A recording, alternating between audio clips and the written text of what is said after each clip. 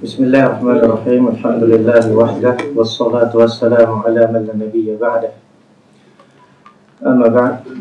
Alhamdulillah, segala puji dan syukur kita panjatkan kepada Allah Azza wa Jalla, dan kita memohon kepada Allah yang memberikan kita taufik dan hidayah untuk sentiasa menjadi hamba-hamba yang bersyukur atas nikmat Allah, sehingga ia menjadi sebab nikmat-nikmat Allah ke atas kita itu ditambahkan, sebagaimana janji Allah Subhanahu wa taala, wa idh ta'adzana rabbukum la in syakartum la azidannakum wa la in kafartum inna 'adzabi lasyadid. Ingatlah apabila Tuhan mengumumkan, jika kamu bersyukur, niscaya aku akan tambahkan lagi nikmat-nikmatku ke atasmu, tetapi awas jika kamu kufur, yakni nikmat-nikmat itu, maka ketahuilah bahawa sesungguhnya azabku adalah pedih. Dan kita memohon kepada Allah agar memelihara kita daripada keburukan diri kita dan kejahatan amalan-amalan kita, dan semoga Allah menjadikan niat-niat kita niat-niat ikhlas, dan amalan kita amalan yang saleh yang diterima oleh Allah Subhanahu wa taala. Dan pada malam ini kita akan teruskan pembahasan berkaitan dengan Al-Asma Al-Husna, di mana setelah kita menerangkan beberapa pembahasan, antaranya yang terakhir adalah menghafal Asmaul Husna merupakan pilar asal bagi ilmu pengetahuan, dan bagaimana asma Allah Azza wa Jalla semuanya adalah indah, dan bagaimanakah seharusnya kita memahami nama-nama Allah Subhanahu wa taala, di mana apabila kita tahu bahawa asma Allah itu adalah indah, maka perbuatan-perbuatan, sifat-sifat yang terkandung di dalam makna nama tersebut juga adalah makna perbuatan-perbuatan atau sifat-sifat yang maha sempurna yang layak bagi Allah Subhanahu wa taala. Dan Allah Subhanahu wa taala maha agung dengan memiliki sifat-sifat tersebut. Adapun perkara yang berikutnya adalah yang ke-8, Al-Mabhasul Tsamin, iaitu yang terdapat di dalam kitab terjemahan buku surat 35, di mana tajuknya sebenarnya dalam bahasa Arabnya Asma'ullah Ta'ala minha ma yutlaqu alaihi mufradan wa muqtarinan bi ghairihi, wa minha ma la yutlaqu alaihi bi mufradihi bal maqrunan bi muqabilih. Artinya, nama-nama Allah itu ada yang diucapkan secara sendirinya dan ada yang bergabung dengan nama lain, tetapi di sana ada yang tidak boleh diucapkan secara bersendirian, bahkan hendaklah diucapkan bergabung dengan nama Allah yang lain. Jadi ini dalam kitab kita tajuknya cara mengucapkan Asmaul Husna. Jadi berkata pengarang kitab Allah Ta'ala, Al-Asma'ul Husna ada yang boleh diucapkan secara sendirian atau bersama nama yang lainnya, dan ada pula yang harus diucapkan bersama dengan nama yang lainnya. Harus di sini maknanya wajib diucapkan dengan nama yang lain. Tidak boleh disebutkan nama itu bersendirian. Secara umum, nama Allah Azza wa Jalla yang dapat dipakai sendirian atau bersama nama yang lainnya. Contohnya nama Allah Al-Qadir, yaitu yang maha berkuasa, As-Sami', yang maha mendengar, Al-Basir, yang maha melihat, Al-Aziz, yang maha perkasa, dan Al-Hakim, yang maha bijaksana. Nama-nama ini boleh disebut sendirian atau bersama yang lainnya, seperti anda berkata Ya Aziz, Ya Halim, Ya Ghafur, Ya Rahim. Jadi kita sebutkan secara sendirian atau bergabung, secara sendirian. Boleh juga disebut sendirian tanpa bersama nama yang lain. Jadi dalam tadi kita sebutkan dengan nama-nama lain, boleh kita sebut Ya Aziz saja, Ya Halim saja. Hal ini juga berlaku pada konteks pujian ataupun pengkhabaran tentang Allah dengan nama-nama atau sifat yang boleh disebutkan secara sendiri ataupun menggabungkannya dengan yang lain. Jadi di dalam kita sebut dalam beberapa jenis sebutan, ada kala kita sebut dalam doa, ada kala kita sebut kita memuji Allah Subhanahu wa taala. Baik, ada kala kita mengkhabarkan tentang Allah. Baik, tentang nama Allah. Jadi semua masuk di dalam kaedah tadi. Ada nama-nama Allah yang boleh kita sebutkan secara sendirian. Ada kala kita boleh gabungkan. Baik, luas kedudukannya. Tetapi ada pula nama-nama Allah yang tidak boleh disebutkan sendirian, tetapi wajib menyertakan lawannya, seperti Al-Mani', artinya yang mencegah, Ad-Dar, yang maha memberi mudarat, dan Al-Muntaqim, yang maha membalas. Asma ini tidak boleh disebutkan terpisah dari nama lain yang merupakan sifat lawannya. Nama lain di sini adalah nama yang lawan daripada sifat yang tadi. Contohnya, kalau Al-Mani', yang artinya yang mencegah, lawan daripada yang mencegah apa dia? Yang menahan adalah yang memberi. Jadi hendaklah kita sebutkan sekali yang maha memberi. Jadi Al-Mani', Al-Mu'ti. Dan bila kita sebut Ad-Dar, yang maha memberi mudarat, maka kita sebut sekali An-Nafi', An-Nafi' Ad-Dar, iaitu yang memberi mudarat dan yang memberi manfaat.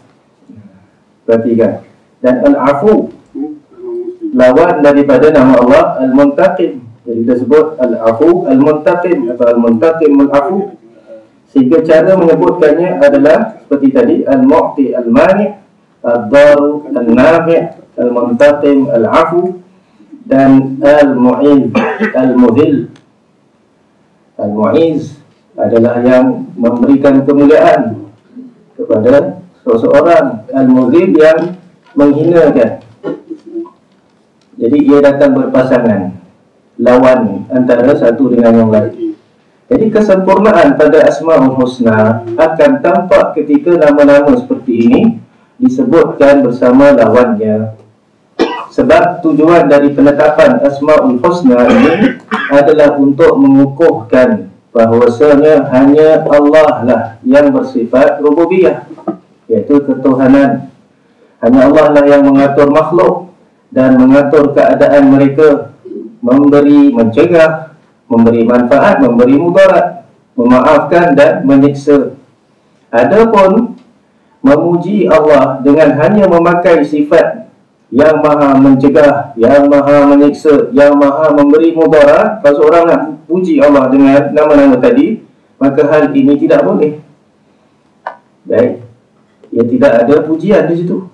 Nama-nama yang bergabung ini statusnya sama dengan satu nama yang sebahagian hurufnya tidak boleh terpisah dengan yang lain. Sebab kesempurnaan rububiyah Allah Subhanahu wa taala adalah dengan dua-dua sifat tadi, dua-dua sifat yang saling berlawanan.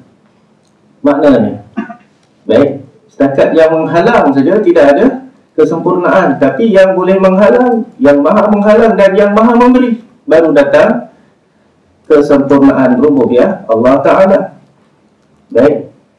Dan itu juga yang maha memberi manfaat, yang maha memberi mudarat, kedua-duanya sekali baru datang sifat kesempurnaan Allah. Tapi kalau orang tu, kalau seseorang boleh beri manfaat pada orang, tapi dia tak berkuasa nak beri mudarat kepada seseorang, kalau dikehendaki, jadi ini bukan kesempurnaan. Baik, ataupun dia cuma boleh berikan mudarat saja, kasih sakit, kasih musibah, kemarau dan sebagainya, tapi tak boleh berikan rahmat, manfaat kepada hamba-hambanya. Jadi ini bukan sifat kesempurnaan bagi Tuhan. Baik. Jadi meskipun Asma'ul Husna yang saling berpasangan ini banyak jumlahnya, namun ia tetap diasumsikan seperti satu nama, kalismil wahid. Baik. Oleh kerana itu, tidak ada dalil yang menyebutkan nama-nama tersebut secara terpisah. Baik, di dalam Al-Quran kita akan jumpa nama-nama ini sentiasa datang secara berpasangan. Maka ketahuilah jika anda katakan ya mudil, yakni ya wahai yang menghinakan, ya bar, wahai yang memberi mudarat, ya mani', wahai yang mencegah, dan anda mengkhabarkan dengan hal itu, khabarkan Allah sebagai dengan nama-nama tadi, sebenarnya anda tidak memuji dan menyanjungnya Allah sampai anda menyebutkan lawan pasangannya. Jadi di sini kita dapati sebahagian yang kurang peka tentang permasalahan ini.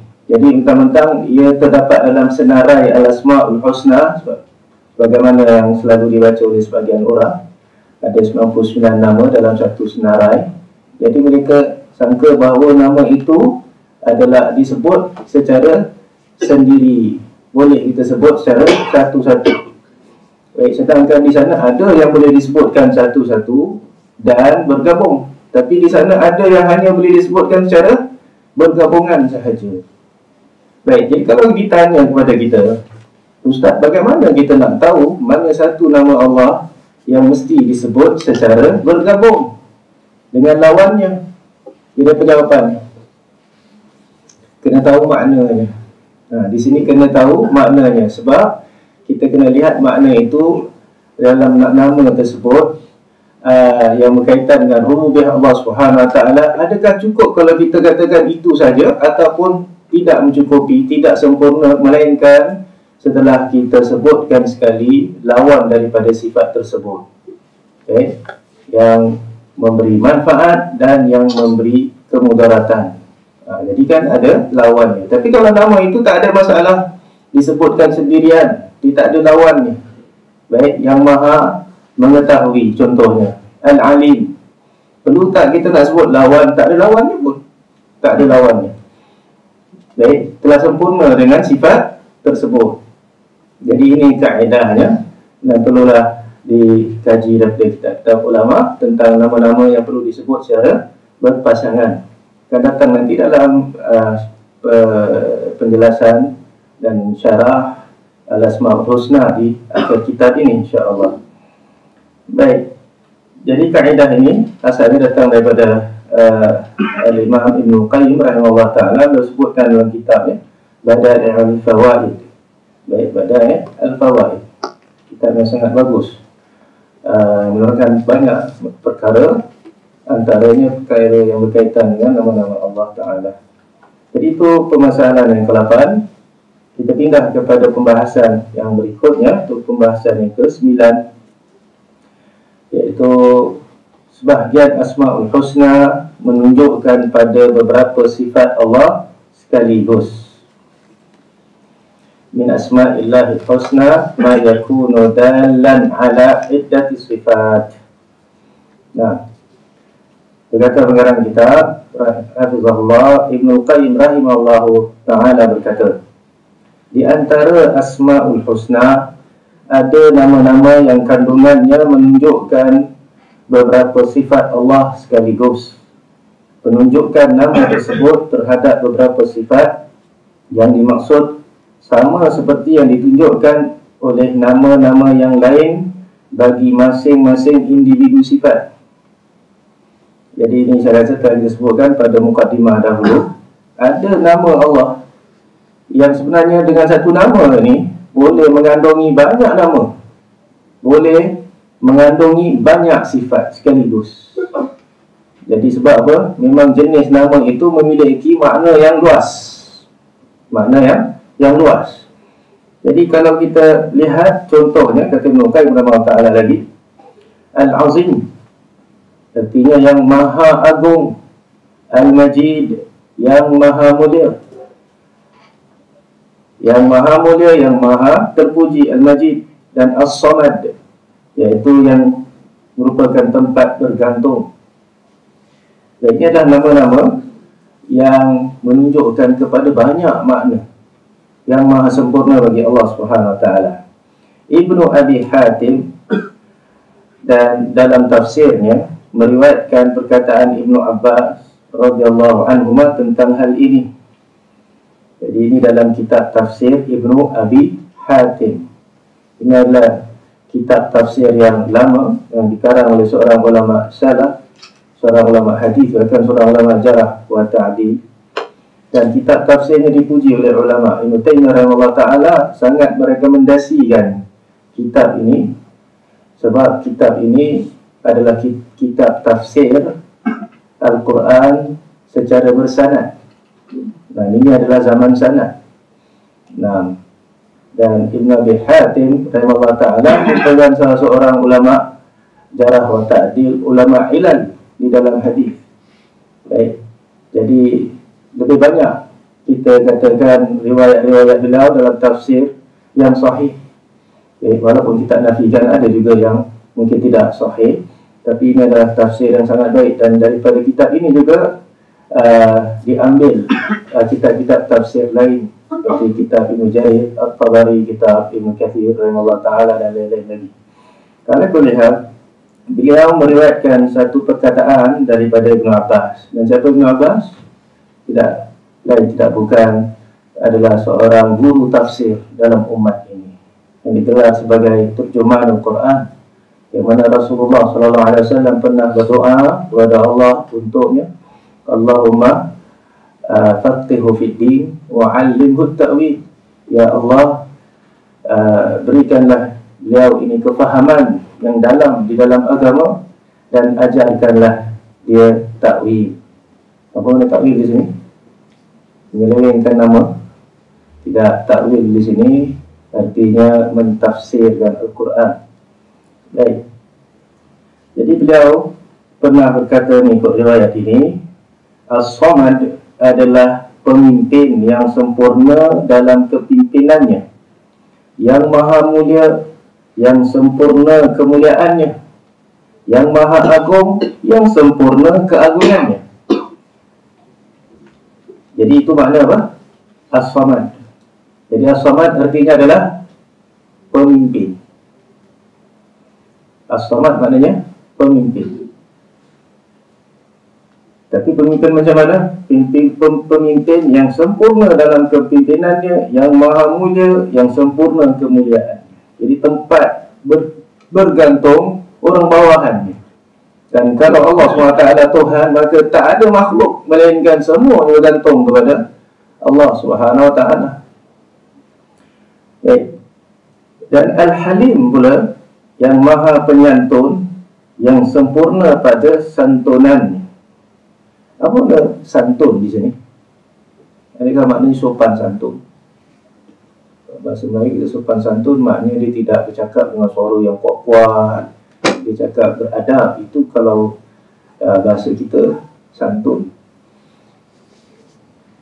Tapi Al-Halim maknanya di sini adalah yang sabar sebenarnya. Iaitu tidak cepat menghukum, tapi memberikan peluang bagi hamba-Nya untuk sedar, insaf dan kembali tinggalkan dosa-dosa. Itu Al-Halim. Dan Allah SWT Maha Halim, Maha Penyantun terhadap kesalahan dilakukan oleh hamba-hamba-Nya. Jadi Allah tak segerakan azab mereka. Terkadang Allah SWT turunkan Rasul, lepas satu Rasul turunkan lagi. Kadang tak cukup satu Rasul, dua Rasul, sampai tiga Rasul. Sebagaimana dalam surah Yasin, وَاضْرِبْ لَهُمْ مَثَلًا أَصْحَابَ الْقَرْيَةِ إِذْ جَاءَهَا الْمُرْسَلُونَ إِذْ أَرْسَلْنَا إِلَيْهِمُ اثْنَيْنِ فَكَذَّبُوهُمَا فَعَزَّزْنَا بِثَالِثٍ. Hingga akhir kisah dalam surah Yasin.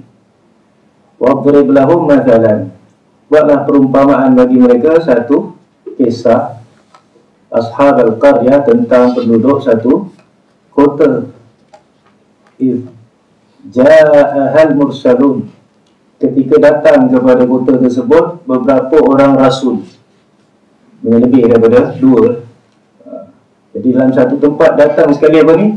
Dua orang rasul. Padahal Allah SWT hantarkan kebanyakannya seorang rasul saja. Tapi rahmatnya Allah pada kota ni, Allah hantarkan bukan satu, bukan dua, tiga sekali. Idh arsalna ilaihim itsnaini, ketika kami hantarkan pada kota ini Dua orang Rasul. Tapi apa mereka buat?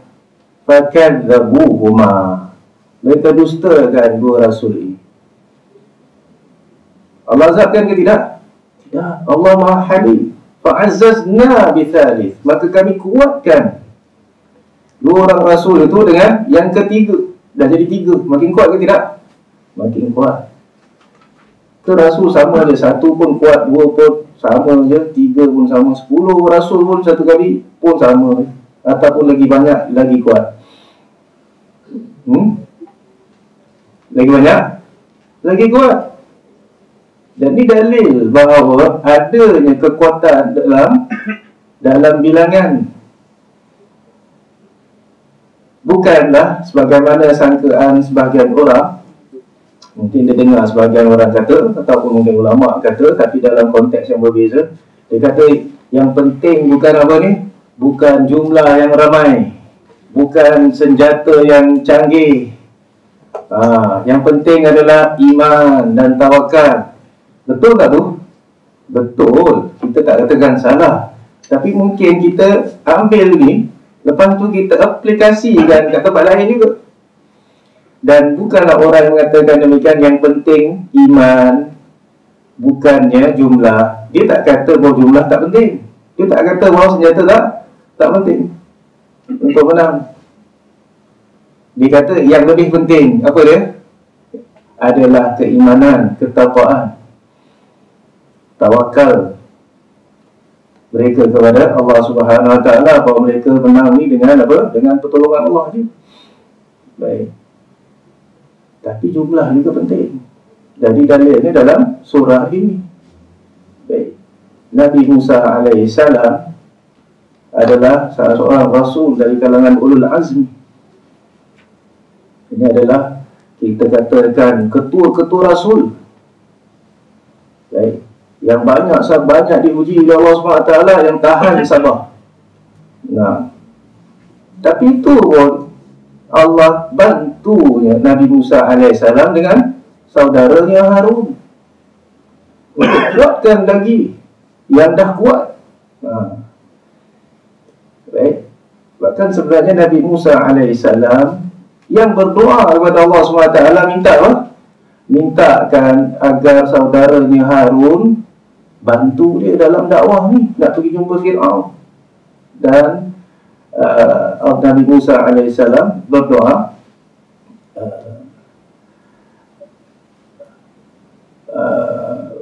wa akhi Harun wa afsahu minni lisanan fa arsilhu ma'iya rid an yusaddiquni inni akhafu an yukadzibun. Dan saudaraku Harun, dia lebih fasih lidahnya daripada aku. Bukan Nabi Musa AS tak fasih terus, tak boleh bercakap. Cuba lagi fasih ke apa? Harun AS. Mungkin ada kekurangan sikit pada Nabi Musa AS dalam bab lidahnya. Tapi itu bukan kira katakan dia terus jatuh hingga tak qualified nak menyampaikan. Sebab Nabi-Nabi ini dipilih Allah SWT punya sifat apa ni? Bila menyampaikan sesuatu jelas, boleh faham. Cuma kurang sikit. Tapi Nabi Harun AS saudaranya ketika itu menjadi Nabi pun. Wa afsahu minni lisanan, dia lebih fasih lidahnya daripada aku. Fa arsilhu ma'iya rid an yusaddiquni, maka utuskanlah dia juga sebagai rasul bersamaku, ridai yusaddiquni, dan dia akan membenarkan aku. Nanti bila kita datang jumpa Fir'aun, kita dakwah, maka siapa akan sokong aku? Akan bantu saudaraku Harun AS. Sebab kalau aku seorang saja, aku takut mereka akan mendustakan aku. Inni akhafu an yukadzibun. Ini semua adalah perkara apa ni? Logik ke tidak ni? Perkara-perkara biasa yang memang begitulah. Kalau lebih bagus cakapnya, lebih mudah orang dengar. Ini adalah sebab-sebab yang memang Allah telah jadikan. Tidak mengapa kita jadikan sebab-sebab ini.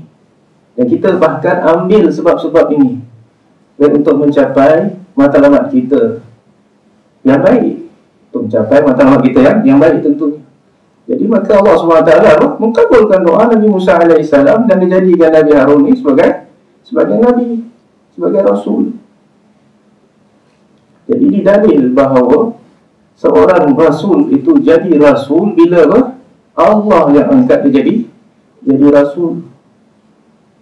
Dan ini membatalkan dakwaan sebahagian orang yang mengatakan bahawa Nabi-Nabi ini bila jadi Nabi dia dah ditulis dulu dah dalam satu nas nama-nama Nabi yang dulu sampai sekarang. Ataupun ada yang mengatakan ada wasiat. Satu Nabi akan wasiatkan kepada Nabi selepas dia akan jadi Nabi. Kisah Nabi Harun AS dengan Nabi Musa ni dalil yang menolak dakwaan tadi. Tak ada. Mana ada wasiat daripada Nabi Isa kepada Nabi Muhammad SAW? Kalau ada pun dalam bahasa tu.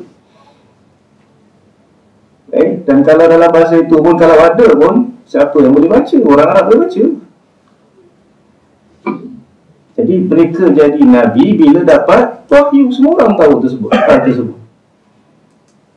Nabi Muhammad SAW sebelum mendapat wahyu, dia bukan Nabi, tapi dia akan menjadi Nabi. Oleh kerana itu adalah keistimewaan.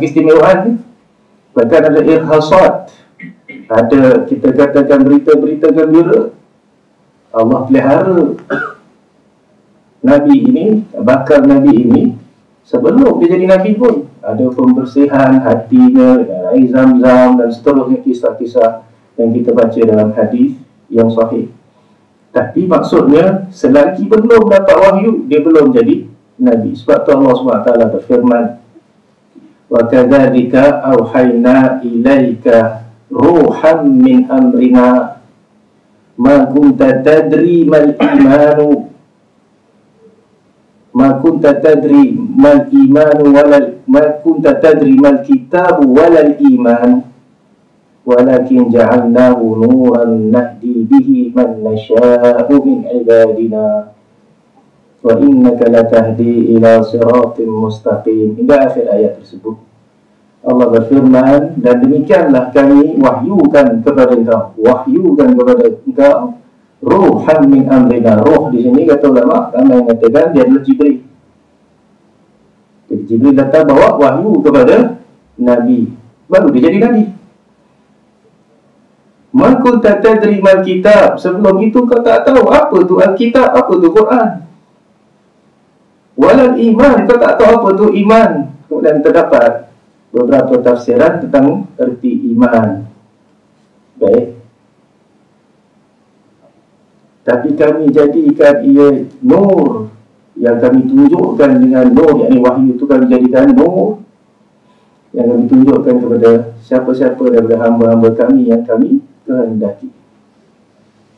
Baik, ini membatalkan dakwaan sebagai orang yang mengatakan bahawa yang mula-mula sekali diciptakan dalam universe ini adalah nur.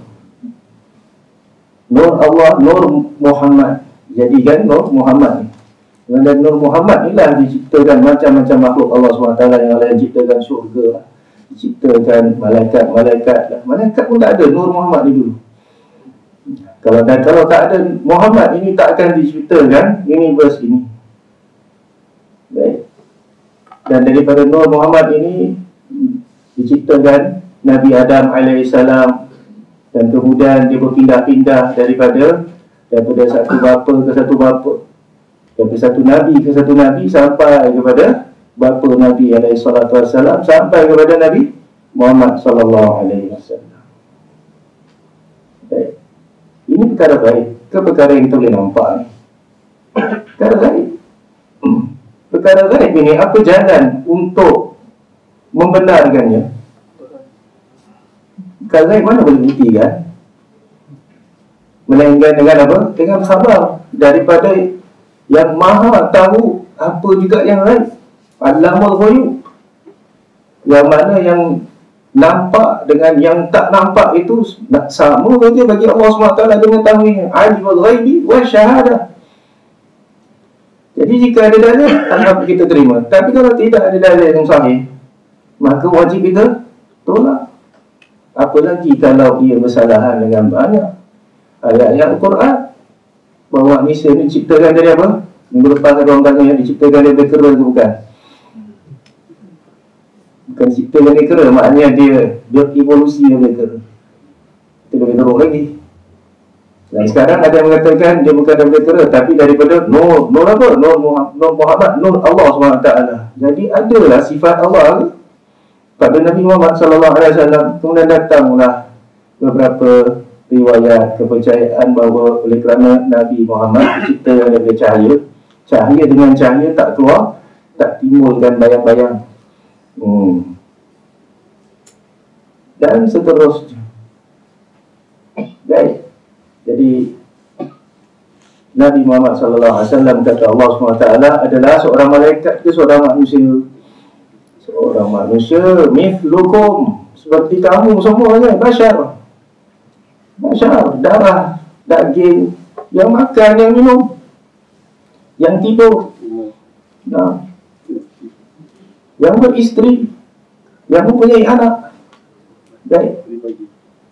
Kalau tak ada tu semuanya, tak makan, tak minum, tak ada syahwat, dah bukan manusia, dia dah jadi malaikat. Kenapa kita nak naikkan Nabi Muhammad SAW kepada darajat malaikat? Tapi Nabi SAW sempurna sebagai manusia. Sempurna sebagai manusia. Alhamdulillah. Dan Nabi dapat sesuatu, menerima sesuatu keistimewaan yang tak diterima oleh mana-mana manusia lain. Apa dia? Dia mendapat wahyu daripada Allah SWT. Tidak ada orang selepas Nabi SAW yang dapat wahyu, yang akan dapat wahyu. Rasulullah SAW adalah khatamun nabiyyin.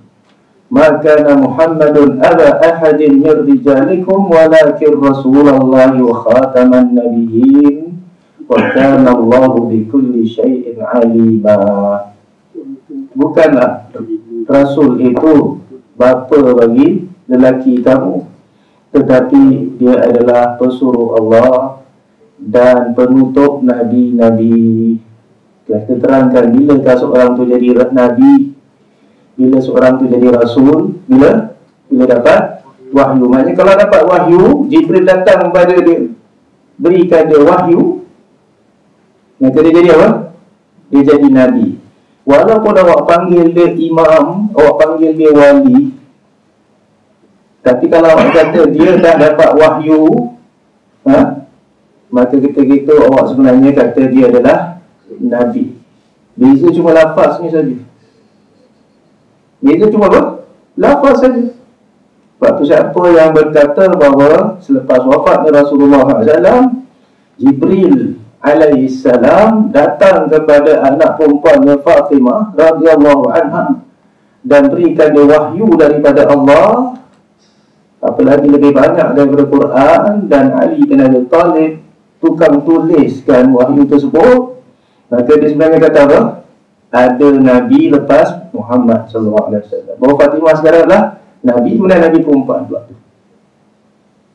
Walaupun dia kata tidak, walaupun dia kata dinafikan, tak ada manfaat penafian tersebut. Baik, jadi nubuah itu adalah dengan wahyu.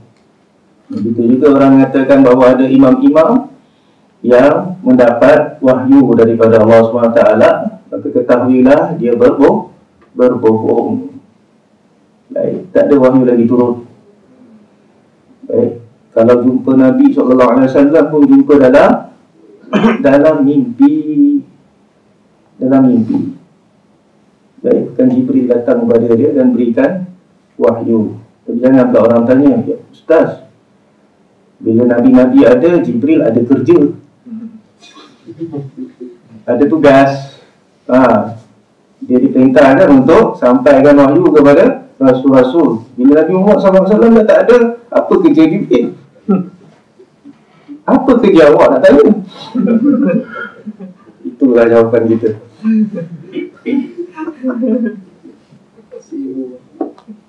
Baik, kita teruskan.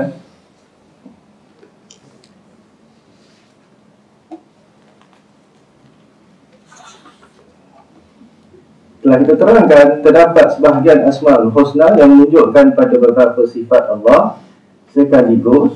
Setelah terangkan sifat As-Samad, setelah terangkan sifat Al-Halim, yang maha penyantun. Kita faham sekarang? Nah, yang sempurna pada santunannya, kemudian yang maha mengetahui, yang sempurna pada pengetahuannya. Al-Ali, yang sempurna pada pengetahuannya. Tak ada sesuatu yang tidak diketahui oleh Allah Subhanahu Wa Taala. Allah mengetahui apa yang telah berlaku. Baik. Allah mengetahui apa yang sedang berlaku, dan Allah mengetahui apa yang akan berlaku, yang belum berlaku lagi. Bahkan Allah mengetahui apa yang tidak berlaku, dan kalau dia berlaku, bagaimana dia berlaku. Subhanahu wa ta'ala. Itu kesempurnaan yang maha sempurna dalam ilmu. Dan ilmu ini ada pada Allah SWT, tidak didahului dengan ketidaktahuan. Bukan Allah sebelum ni tak tahu, baru tahu. Kita semua, memang kita pun tahu beberapa perkara, banyak perkara juga. Tapi sebelum kita tahu tu, kita tahu ke tidak? Tidak, kita jahil tentang hal tersebut. Baru kita tahu. Sebab tu nama Allah Ta'ala dalam bab ini adalah Al-Ali, yang maha mengetahui. Tak ada nama Al-Arif. Arif pun tahu juga, tapi kata ulama bezanya Al-Arif ni boleh makna apa? Mengetahui dengan sebelum ini tidak tahu. Sebab itu tak layak bagi Allah Subhanahu Wa Taala, dan tak warid dalam Quran Arif, tak warid dalam hadis Al-Arif. Okay. Kita teruskan. Yang maha bijaksana, Al-Hakim, yang sempurna dalam kebijaksanaannya. Allah maha bijaksana. Apa beza bijaksana dengan ilmu?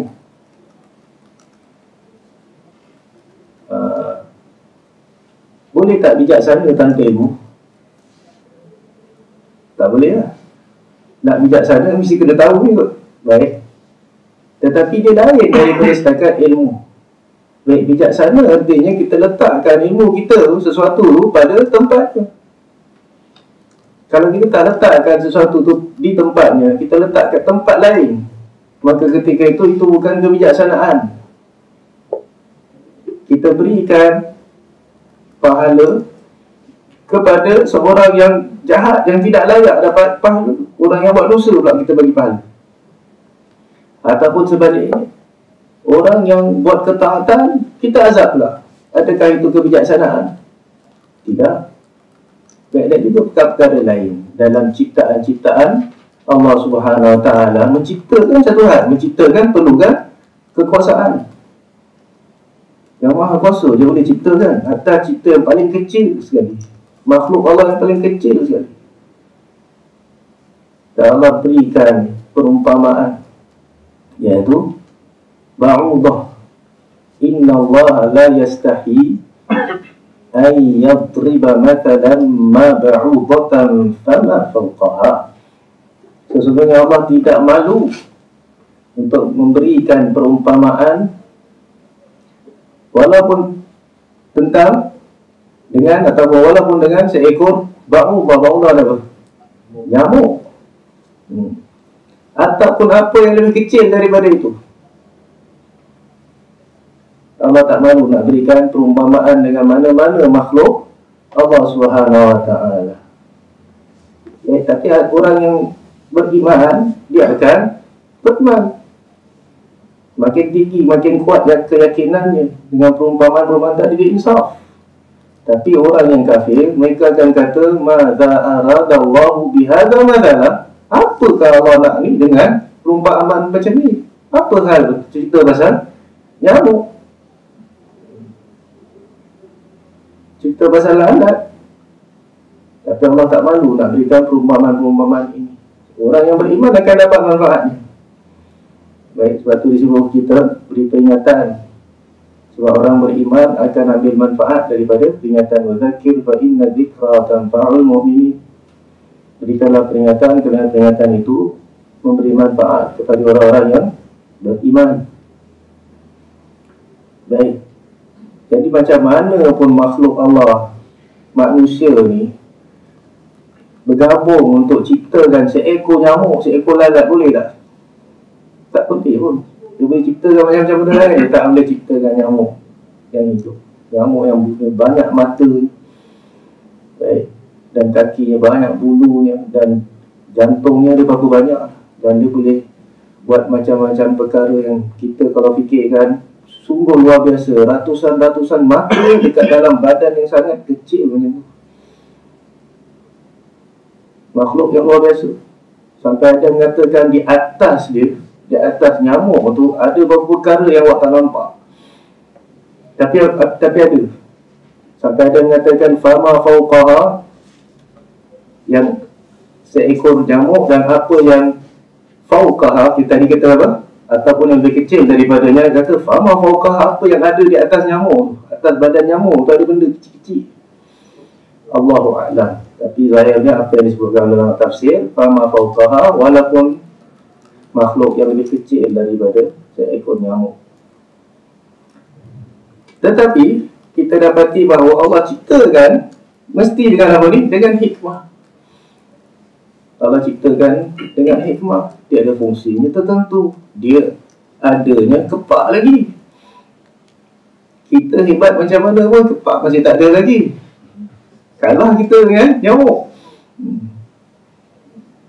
Kita waktu siang kita boleh jalan lah, nampak. Tapi malam kan kita cuma dengar dia je. Dah kalah kita, tutup lampu habis kita kena serangan dia. Satu malam kita sibuk nak tangkap dia. Tu kalau dia dekat telinga. Kalau tak dekat telinga, dia gatal baru kita tahu dia dekat situ.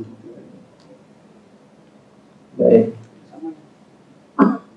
Jadi ini semua Allah ciptakan sesuai dengan makhluk tadi, ya ke tidak? Sesuai dengan makhluk tadi. Kalau besar sangat, senang kena tangkap.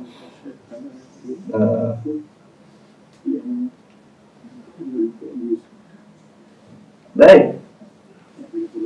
Jadi ini menunjukkan kebijaksanaan Allah Subhanahu Wa Taala yang maha sempurna dalam kebijaksanaannya.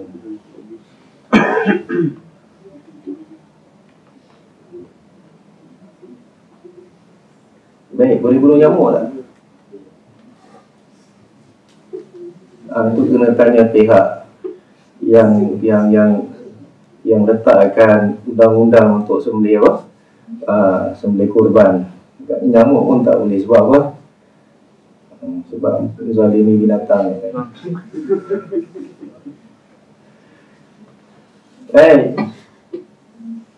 Tak boleh. Kita kalau nak bunuh nyamuk, kita mesti nak makan nyamuk baru boleh bunuh, ya. Benda yang kita nak makan pun ada hal. Baik, kita teruskan. Yang maha bijaksana, yang sempurna dalam kebijaksanaannya, dia yang sempurna dalam segala kemuliaan dan kepimpinannya, dan dialah Allah Subhanahu Wa Taala. Ini adalah sifat yang hanya pantas diberikan kepadanya. Tiada yang setara bagi Allah, tiada sesuatu yang serupa dengan Allah. Maha suci Allah yang maha esa dan maha perkasa. Jadi ini semua adalah makna As-Samad. Dalam As-Samad tu ada yang maha mulia, ada yang maha penyantun, yang maha mengetahui, yang maha bijaksana. Demikian nukilan dari Ibnu Abi Hatim. Sayangnya tidak semua orang yang membicarakan tentang tafsir Asma'ul Husna mengetahui masalah ini. Ia menerangkan nama Allah tanpa maknanya dan mengurangi kandungannya tanpa ia sadari. Tanda kira makna-makna tadi. Siapa yang tidak memiliki pengetahuan mendalam tentang hal ini, nescaya ia telah mengurangi hak-hak dan kandungan makna Al-Ismul A'zam, nama yang maha agung. Perhatikan ini baik-baik. Jadi kita bila tahu adanya kaedah tadi, bahawa ada nama Allah yang mengandungi banyak nama, banyak sifat yang maha sempurna, yang maha agung, ya Allah SWT, maka kita bila nak syarahkan, maka kita akan ambil kira itu semua. Kalau tidak, kita akan kurangkan maknanya. Dan begitu juga bila kita mentadaburkan nama-nama ini, kita ambil kira kaedah tadi. Kaedah yang sangat berguna, Masya Allah. Baik, muka surat 39, pembahasan yang ke-10, Asma'ul Husna yang menjadi sandaran bagi semua asma' dan sifat Allah. Apa maknanya? Kita baca dulu. Ibnu Qayyim rahimahullah ta'ala berkata pada tafsir surah Al-Fatihah, ketahuilah, surah ini mengandung pembahasan-pembahasan akidah yang sangat penting. Ia menerangkan siapa sebenarnya Allah yang selama ini disembah melalui 3 namanya yang menjadi rujukan bagi semua Asma'ul Husna dan sifat-sifat mulia Allah. Ketiga nama itu adalah Allah, Ar-Rabb dan Ar-Rahman. Dan ini semua di dalam surah Al-Fatihah. Alhamdulillahi Rabbil Alamin Ar-Rahmanir Rahim. Jadi surah ini dibangun atas uluhiyah, rububiyah dan rahmah. Apa makna uluhiyah? Keesaan Allah dalam ilahiyahnya, yakni tidak disembah kecuali Allah, yang berhak disembah hanyalah Tuhan Allah. Dan rububiyahnya adalah Allah yang berhak disembah ini memiliki sifat-sifat ketuhanan. Hanya dia saja yang mempunyai sifat-sifat ketuhanan ini. Jadi kalimat iyyaka na'budu, kepadamu sahaja kami menyembah, menunjukkan kepada tauhid uluhiyah. Dan kalimat iyyaka nasta'in, hanya kepadamu kami minta pertolongan, menunjukkan tauhid rububiyah. Dan kalimat ihdinas siratal mustaqim menunjukkan sifat rahmah atau kasih sayang. Kita sambung apa kata Ibnu Qayyim, bagaimana dia menghuraikannya. Jadi ada pun lafaz alhamd, alhamdulillah, mengisyaratkan kepada 3 hal. Allah maha terpuji pada uluhiyahnya, maha terpuji pada rububiyahnya, dan maha terpuji pada sifat rahmahnya. Sementara pujian dan sanjungan adalah 2 kesempurnaan bagi keagungannya. Dan surah ini juga mengandung pengukuhan terhadap kebenaran nubuwah, tentang kenabian. Jadi surah Al-Fatihah ada mengukuhkan akidah tentang nubuwah, bahawa Allah ada mengutuskan daripada bangsa manusia ini nabi-nabi yang Allah pilih untuk mengembangkan wahyu Allah SWT, menyampaikan wahyu. Maknanya hal ini kita lihat dari beberapa sisi. Pertama, Allah adalah Rabb semesta alam, Rabbul Alamin. Kerana itulah tidak mungkin dia menelantarkan hamba-Nya begitu saja tanpa ada yang menjelaskan segala yang bermanfaat bagi mereka untuk kehidupan dunia dan akhirat, dan segala yang membahayakan mereka di keduanya. Jadi Rabbul Alamin telah menciptakan, tak mungkin ditinggalkan hamba-hambanya begitu saja tanpa diajarkan kepada mereka apa yang bermanfaat bagi mereka, dan mengajarkan kepada mereka apa yang membahayakan kepada mereka, jadi mereka tinggalkan. Ini merupakan, kalau dibuat begitu, ini merupakan bentuk kezaliman terhadap rububiyah Allah dan penisbahan kepada Rabb apa yang tidak pantas baginya, serta tidak menghormati Allah sebagaimana mestinya. Jadi apa kaitannya dengan nubuwah? Apa kaitannya dengan nubuwah? Rabbul Alamin pasti akan akan menerangkan apa yang baik dan buruk bagi hamba. Jadi macam mana nak terangkan? Melalui nubuwah, melalui nabi-nabi. Dan nabi-nabi ini bukan daripada bangsa jin. Bukan mana orang bunian pula datang, ataupun daripada bangsa malaikat. Tapi yang Allah utuskan daripada bangsa manusia itu sendiri. Bahkan dengan bahasa mereka sendiri. Sebab kalaulah datang daripada bangsa dia, tetapi bukan dengan bahasa dia, maka mereka tak akan faham apa yang disampaikan. Dan tujuan daripada nubuah ni adalah untuk mereka faham apa yang Allah inginkan bagi mereka. Baik. Allah SWT berfirman dalam beberapa ayat bahawa Allah tidak utuskan Rasul illa bilisani qawmihi liyubayyina lahum. Tidaklah Allah utuskan Rasul tu melainkan dengan lidah atau dengan bahasa kaumnya, agar Rasul itu menerangkan kepada mereka. Sebab tu Quran ni dalam bahasa Arab. Ada orang macam Arab pula. Kalau bukan Arab lah, kenapa pula dalam bahasa Arab ni? Ni mesti mulalah datangnya teori konspirasi dan sebagainya. Arab nak ke dunia lah dan sebagainya. Arab di Hijaz itu, orang Arab tu miskin, tak ada apa, yang tumbuh dekat padang pasir tu. Jadi untuk kembangan ekonomi tu, mulalah dia dia bawakan satu akidah, satu teori.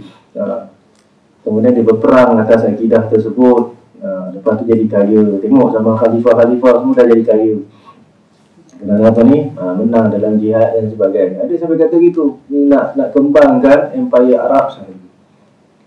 Tapi kalau kita lihat, kalaulah Quran itu bukan dalam bahasa Arab, dalam bahasa lain, macam mana Quran nak beriman kan? Macam mana mereka nak baca? Mereka ni sebenarnya dalam bahasa Arab pun mereka tak boleh baca. Sebab mereka tak boleh tulis, tak boleh baca kebanyakan mereka. Ini adalah kaum ummi. Baik. Dan kalau turun kepada bukan Arab, mereka akan tanya, kenapa laulah fussilat ayat tu? Kenapa tak diterangkan ayat-ayat ni kenapa dalam bahasa lain? Jami'un wa Arabi. Adakah bahasa bukan Arab dengan yang Arab?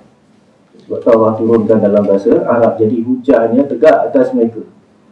Mereka faham Al-Quran ini. Maka orang yang boleh faham Al-Quran ni adalah siapa? Adalah orang-orang Arab di zaman Nabi SAW. Tak pernah mereka ngadu adanya lahan dalam Al-Quran. Lahan maknanya apa? Kesalahan grammar ke, kesalahan sarafnya ke, atau ada bahasa-bahasa atau kalimah-kalimah yang tak betul. Tak ada. Sebab mereka ni berusaha untuk apa ni? Untuk menghalang dakwah Islam. Bahkan mereka telah menyerang Nabi Muhammad SAW secara peribadinya sendiri. Dia tuduh macam-macam pada dia. Tuduh dia tukang sihir, tukang telik. Tuduh dia pembohong, pendusta. Dan tentu sekali mereka akan cuba untuk melihat apa yang ada dalam Quran, kemudian mereka akan cuba menolaknya. Tapi tak jumpa kita satu ayat satu pun mana orang-orang kafir Quraisy yang menolak Al-Quran daripada sudut apa? Dari sudut bahasa. Kadang-kadang saja mereka tolak daripada sudut-sudut lain dalam keadaan yang terpencil. Aku lihat, jadi bila Allah SWT itu adalah Rabb, nama Rabb tu menunjukkan kepada nubuwah. Baik, dengan itu manusia kenal Tuhan mereka, tahu apa yang diinginkan oleh Tuhan mereka untuk mereka. Kemudian dari lafaz Allah difahami bahawasanya dialah ilah yang disembah. Sementara itu tiada jalan bagi hamba untuk mengenal cara beribadah kepadanya kecuali dari para rasulnya. Jadi Allah tu maknanya al-ilah yang disembah. Jadi hamba hanya apa ni? Hanya boleh sembah Allah. Dan bagaimana nak sembah Allah kalau tak kenal Allah SWT? Tak kenal macam mana nak beribadah kepada Allah SWT. Jadi sebab itu perlu kepada apa? Nubuwah sekali lagi. Ketiga, dari nama Allah Ar-Rahman, dapat difahami bahawa dengan sifat kasih sayangnya, tidak mungkin Allah akan membiarkan hamba-Nya tersesat tanpa mengenalkan sesuatu yang akan menghantarkan mereka kepada tujuan yang sempurna. Ar-Rahman maknanya apa? Yang Maha Pengasih, yang banyak rahmat. Dan kalau Allah Maha Pengasih, Allah akan biarkan hamba-Nya sesat gitu saja, ataupun Allah akan kesian daripada mereka.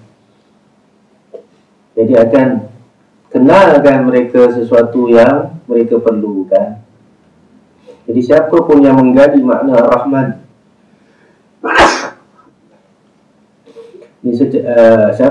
siapa pun yang menggali makna Ar-Rahman ini secara benar, nescaya dia akan mengetahui bahawa nama ini menyiratkan perbuatan Allah mengutus para rasul dan menurunkan kitab. Dan itu lebih besar dari kasih sayangnya kepada manusia dengan menurunkan hujan, menumbuhkan rumput dan mengeluarkan bijian. Sehingga dapat dikatakan bahawa penunjukan sifat rahmat ini bagi terwujudnya kehidupan hati dan roh lebih besar daripada penunjukannya kepada segala yang memberi kehidupan pada fizik. Akan tetapi orang-orang yang terhijab hanya memahami kandungan nama ini sebagaimana binatang memahaminya. Adapun orang yang memiliki akal, ia akan menemukan hal lain di balik nama itu, Ar-Rahman. Sama juga macam sekarang, bila asyik-asyik sebut tentang apa? Wa ma arsalnaka illa rahmatan lil alamin. Dan tidaklah kami utuskan engkau Muhammad kecuali sebagai rahmat bagi sekalian alam, mercy. Dia terjemahkan mercy, kesiaan, ini rahmah. Itu je yang mereka tahu. Jadi buat baik kepada semua orang. Mereka terlupa bahawa rahmah di sini yang paling besar sekali apa dia? Menunjukkan kepada Allah. Syariat Allah SWT itu adalah rahmah. Quran itu adalah rahmah.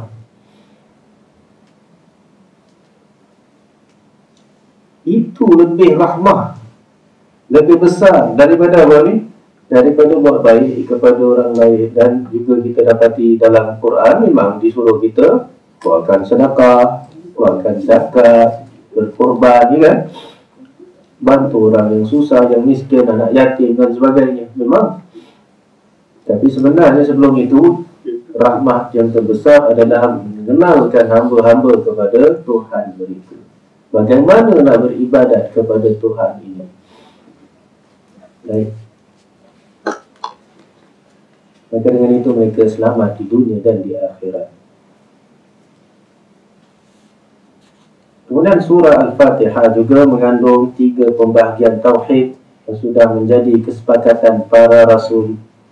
Pertama, tauhid ilmi. Tauhid ilmu. Disebut demikian kerana ia berhubungan dengan riwayat dan pengenalan. Tauhid ini dinamakan pula tauhid asma' dan sifat. Nama je beza, tapi maknanya sama. Tauhid asma' wa sifat itulah tauhid ilmu. Sebab ia datang daripada ilmu. Macam mana nak tahu nama Allah? Macam mana nak tahu sifat Allah? Tak ada jalan lain selain dengan ilmu. Yang kedua, tauhid qasd dan iradi. Tauhid qasdi dan iradi, iaitu tujuan. Disebutkan demikian kerana ia berhubungan dengan tujuan dan keinginan. Tauhid ini terbagi lagi menjadi 2, iaitu tauhid rububiyah dan tauhid uluhiyah, sehingga semuanya berjumlah 3. Qasad dan iradah maknanya tujuan. Jadi bila kita buat sesuatu, apa tujuan kita, kenapa kita buat ni? Adakah ni untuk Allah SWT ataupun untuk ujian manusia contoh? Adakah ni untuk Allah SWT ataupun untuk keuntungan dunia? Jadi inilah qasad, tujuan kita dalam amalan perbuatan kita seharian. Jadi ini terbagi kepada 2. Satu tauhid rububiyah, satu tauhid uluhiyah. Adapun tauhid ilmi, yang pertama tadi itu tauhid asma wa sifat. Pembicaraannya berkisar pada penetapan sifat-sifat yang menunjukkan kesempurnaan Allah, disertai dengan penafian terhadap kesamaan dan keserupaan dengan makhluk, serta penyucian Allah dari segala cela dan kekurangan. Di dalam surah Al-Fatihah, Tauhid Asma' wa Sifat ini ditunjukkan baik secara global, iaitu bahawa segala pujian hanya bagi Allah, dan terperinci, iaitu penyebutan sifat uluhiyah, rububiyah, rahmat dan kerajaan. Dan pada 4 sifat inilah inti pembicaraan mengenai asma' dan sifat.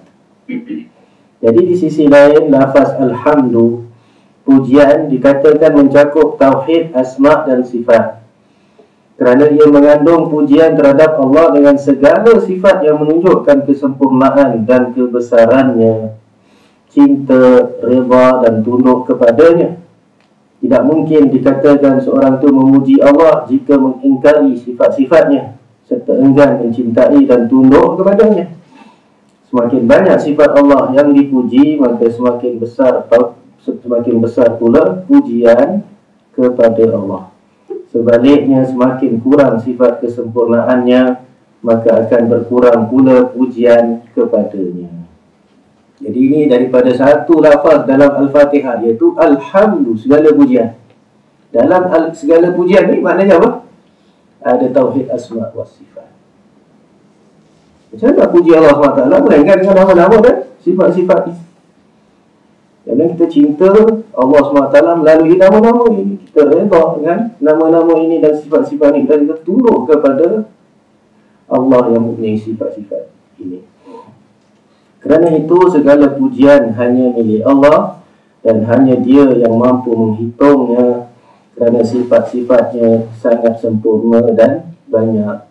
Kita buat macam mana pun kita tak akan mampu menghitung pujian-pujian bagi Allah Subhanahu Wa Taala. Sebab tu kata Nabi SAW dalam doa witirnya, la uhsi thana'an 'alaik anta kama athnaita 'ala nafsik. Aku tak akan dapat menghitung pujian-pujian bagimu. Tidak seperti, melainkan apa dia dengan, melainkan engkau saja. Kama athnaita 'ala nafsik, bagaimana engkau puji dirimu sendiri. Kita tak akan capai pujian pada Allah SWT.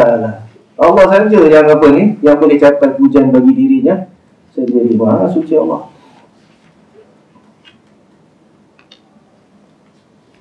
Sebab siapa lebih tahu, siapa lebih kenal Allah SWT? Allah.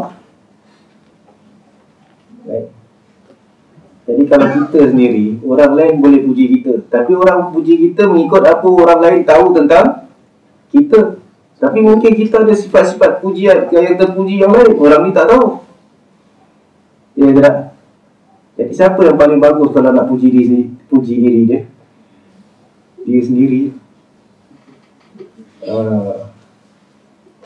Siapa puji sendiri, yang paling bagus puji adalah diri dia sendiri. Sebab tu kita semua cinta diri kita sendiri. Betul tidak ni? Kita tak sayang diri kita. Yang paling sayang diri kita adalah kita sendiri. Sebab tu bila Nabi SAW suruh kita cinta Allah dan Rasulnya lebih daripada segala-galanya, hatta lebih daripada cinta dirinya sendiri. Itulah yang berat. Umar bin Khattab kata, ya aku cintalah Rasul lebih daripada segala-galanya, kecuali diri aku sendiri. Kata Nabi SAW, belum lagi sempurna iman tu. Maka kemudian Umar berkata, ya aku cinta Allah dan Rasul lebih daripada segala-galanya, termasuk diriku sendiri. Maka kata Nabi SAW, al-an ya Umar, sekarang baru Umar. Jadi ini semua kata-kata orang yang faham. Ini bukan cakap-cakap busuk. Kita sanggup korban untuk Allah SWT dan Rasulnya. Apa juga yang datang dari Allah SWT kita cinta, sehingga mudah ringan sekali kita lakukan apa yang perintah dari Allah SWT dan Rasul. Baik. Kerana itu segala pujian hanya milik Allah, dan hanya Dia yang mampu menghitungnya, kerana sifat-sifatnya sangat sempurna dan banyak. Itulah mengapa tidak seorang makhluk pun boleh menghitung pujian kepadanya. Bagaimana sabda Rasulullah sallallahu alaihi wasallam, Allahumma inni a'udzu biridhaka min sakhatik wa bi mu'afatika min 'uqubatik wa bika mink la uhsi thanan 'alaika anta kama athnaita 'ala nafsik. Nah, itu baca tadi. Lengkapnya, ya Allah, aku berlindung dengan ridhamu dari kemurkaanmu dan dengan maafmu dari siksamu dan denganmu darimu.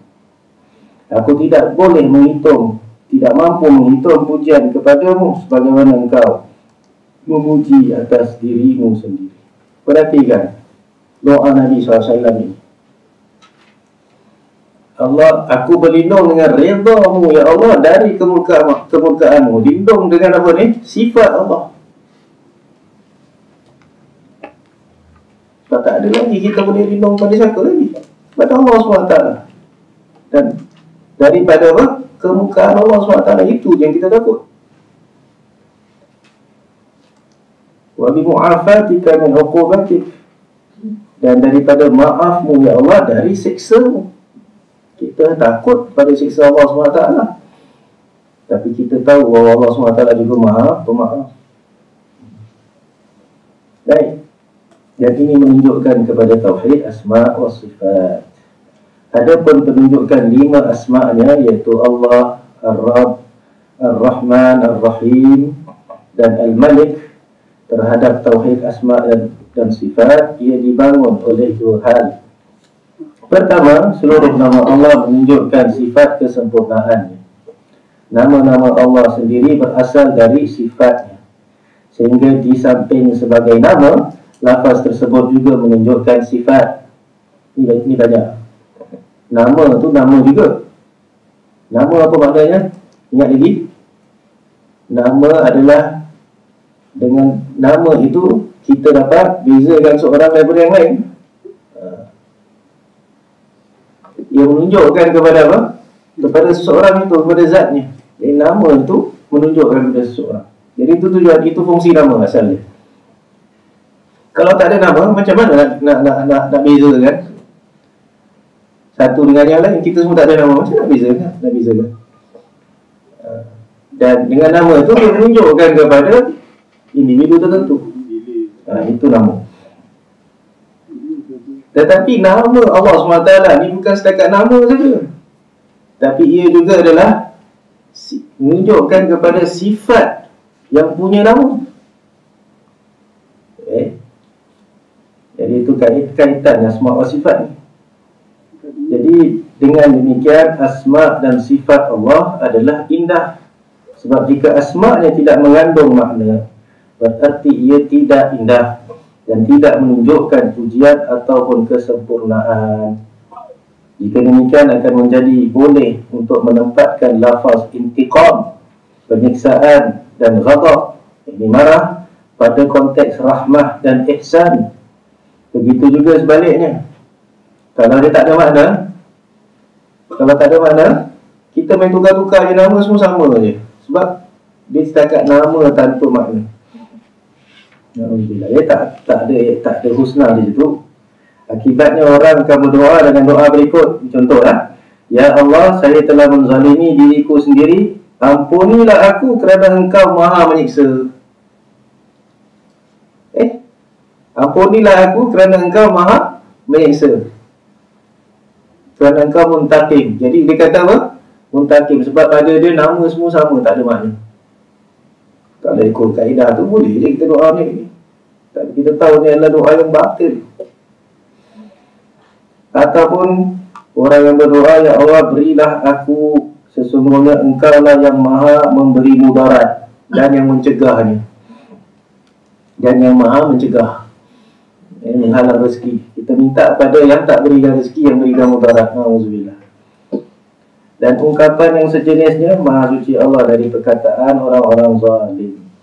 Sebab ada di sana, ada golongan yang kata bahawa nama-nama Allah ni setakat nama saja tanpa makna. Itu golongan Jahmiyah, golongan Mu'tazilah. Jadi menafikan makna Asma'ul Husna termasuk ilhad yang paling besar. Itu yang peliknya. Ada orang mengatakan, baik kalangan ulama juga, bahawa nama Allah tu, Allah tak ada makna. Dia setakat nama menunjukkan kepada zat Allah Subhanahu Wa Taala. Kalau al-ilah baru dia kata ada makna yang disembah. Tapi kalau Allah saja dia setakat nama ni. Jadi telah kita faham kesalahan kata-kata ini. Kalau Allah nama saja tak ada makna, maka ia adalah satu nama yang tak husna, yang tak ada keindahan, tak sempurna. Baik. Jadi Allah tu maknanya yang disembah dulu. Yang betul. Baik. Kemudian diterangkan nanti tentang hukum menafikan makna Asma'ul Husna, atau ia adalah ilhad yang paling besar dan seterusnya. Jadi itu akan kita tangguhkan untuk pertemuan yang akan datang, dan telah sampai masa untuk sesi soal jawab diserahkan kepada di studio. Tafadhal. Nah, jazakallahu kepada Ustaz Murad yang sudah menyampaikan sesi pembahasannya. Dan bagi Anda yang ingin bertanya dari sekitar pembahasan yang disampaikan oleh beliau, silakan bergabung di line telepon kami. Bergabung di 468-106 atau di 467-106, dan ada SMS kami dengan musik kode KI, kemudian spasi nama, alamat, dan juga pertanyaannya. Kita terima untuk penelpon yang pertama. Assalamualaikum. Waalaikumsalam warahmatullahi wabarakatuh. Dengan Bapak siapa dan di mana Bapak? Dengan Abu Salsa di Batu. Abu Salsa di Batu. Silakan Pak. Pertanyaan saya ini tentang kitab. Ini kitabnya kita Imam Ibnu Qayyim ya. Ya, Pak. Waalaikumsalam. Kitab ini bukan kitab Ibnu Qayyim, tapi kitab daripada Syekh Sa'id Al-Qahtani. Cuma dalam nukilan tu ada yang diambil daripada kitab Ibnu Qayyim rahimahullah ta'ala. Oh ini Ustaz, apa dia mau katakan ini Ustaz, masalah kata-kata di dalam, kebetulan saya lagi megang kitab ini Al-Fawaid ini. Di dalam buku ini ada lafaz-lafaz seperti pengetahuan manusia tentang Allah yang paling umum adalah pengetahuan tentang kalamnya, karena mereka mengetahui Tuhannya yang terkumpul dalam dirinya. Ini kata-kata terkumpul dalam dirinya ini mau saya tanyakan. Itu aja Ustaz. Jazakumullah khairan. Assalamualaikum warahmatullahi wabarakatuh. Waalaikumsalam. Agak sukar untuk memberikan penerangan sebab daripada pertanyaan tadi ia adalah satu terjemahan daripada kitab asalnya. Kita khawatir kalau kita cuba nak terangkan, rupa-rupanya terjemahannya itu tidak berapa tepat. Baik, tapi walaupun begitu, daripada sudut makna yang benar, yang mungkin yang ada di dalam kitab tersebut mengenal Allah Subhanahu Wa Taala, kerana nama-nama Allah Subhanahu Wa Taala itu mengandungi apa yang terkumpul pada diri Allah Subhanahu Wa Taala, maka itu adalah satu makna yang jelas. Sebab semua nama-nama Allah mengandungi makna-makna, dengan sifat-sifat Allah Subhanahu Wa Taala, dan ini terkumpul pada diri siapa? Pada diri Allah, bukan pada diri kita, pada diri Allah Subhanahu Wa Taala. Allahu a'lam. Nah, demikian jawaban Ustaz kepada Abu Salsa, semoga bermanfaat. Kita masih persilakan kepada seberang dimanapun Anda berada yang ingin menanyakan sekitar pembahasan yang disampaikan oleh beliau pada saat ini, bisa menelpon kami di 0778 468 106 atau di 467 106, dan melalui SMS kami dengan memetik dari kemudian pasti nama, alamat, dan juga pertanyaannya. Kemudian pertanyaan tersebut dikirimkan ke 0856 684 10106. Dan bagi saudara kami yang saat ini hadir di Masjid Raudatul Jannah, bisa mengirimkan pertanyaannya dengan memberikan share kertas kepada rekan kami yang bertugas, kemudian akan mengirimkannya kepada kami untuk kami bacakan. Baik, kami akan bacakan terlebih dahulu pertanyaan yang berasal dari jemaah yang menghadiri langsung kajian bersama beliau.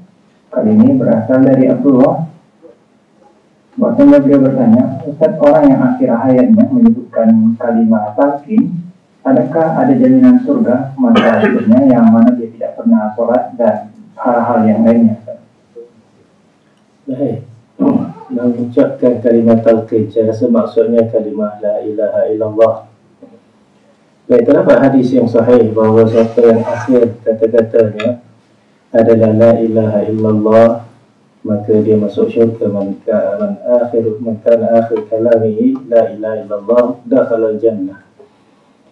Baik, jadi ada yang mungkin faham bahawa seorang itu kalau tidak melaksanakan apa-apa yang dituntut oleh Islam, kata tidak solat pun, tidak puasa, tidak haji, tidak apa, maka kalau dia meninggal dunia, dia dapat sebut la ilaha illallah, maka dia akan masuk syurga.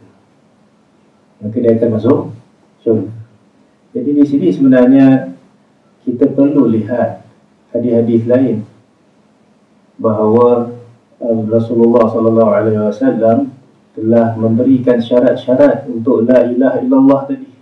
Bukan setakat kita sebutkan aja la ilaha illallah. Pertama sekali, la ilaha illallah itu hendaklah diucapkan dengan ikhlas. Dengan ikhlas. Maknanya dia ucapkan la ilaha illallah dan dia tidak lakukan apa-apa yang menyalahi la ilaha illallah. Sebab la ilaha illallah adalah kalimat ikhlas. Seorang yang mengucapkan la ilaha illallah 10 kali, 1000 kali, dan ketika dia mengucap tu dia meninggal dunia, tetapi sebenarnya dia sedang apa? Dia sedang mensyirikkan Allah SWT. Setiap hari dia minta kepada selain Allah, minta kepada tok gurunya, minta kepada orang yang meninggal dunia, minta kepada Nabi. Bagaimanakah dia boleh mendapat manfaat daripada kalimat la ilaha illallah yang diucapkan itu? Baik. Sebab itu bila Abu Hurairah radhiyallahu anhu bertanya kepada Rasulullah SAW, man as'adun nasi bi syafa'atik yaum al-qiyamah, kama qala, siapakah yang paling berbahagia yang akan mendapat syafaatmu ya Rasulullah di hari kiamat? Maka Nabi menjawab, aku dah sangka bahawa tak ada orang lain yang akan bertanya kepadaku hal ini melainkan engkau, wahai Abu Hurairah, sebab aku dapati engkau ni sangat bersemangat mempelajari ilmu. Baik. Dan ilmu di sini apa dia? Hadis Nabi SAW. Abu Hurairah ni paling rajin mempelajari hadis-hadis Nabi SAW, merekodkannya, menghafalkannya dan meriwayatkannya. Jadi Nabi SAW puji Nabi Abi Hurairah atas pertanyaan ini. Kemudian Nabi SAW jawab, as'adun nasi bi syafa'ati yaumil qiyamah man qala la ilaha illallah mukhlishan min qalbih.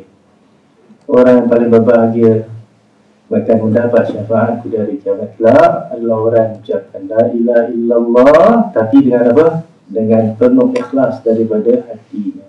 Kalau ada syirik, ada riak dalam amalannya, belum lagi tentu dapat syafaat.